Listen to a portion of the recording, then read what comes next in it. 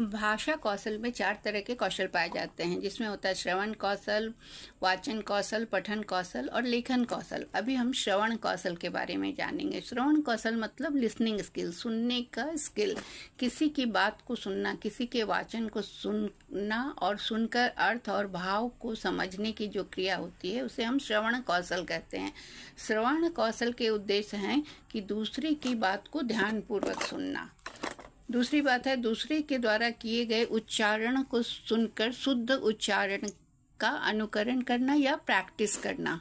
बोलना और समझना, इसकी योग्यता को विकसित करना। वक्ता के मनोभावों को, जो बोल रहा है उसके मनोभावों को समझना, वो किस अर्थ से, किस मकसद से क्या बोल रहा है उसको समझने में निपुणता प्राप्त करना भी श्रवण कौशल का एक प्रकार है। ध्वनियों का विभेदीकरण करने की क्षमता का विकास करना, मतलब किस अक्षर को किस तरह से उच्चारण किया जाता है ये सीखना।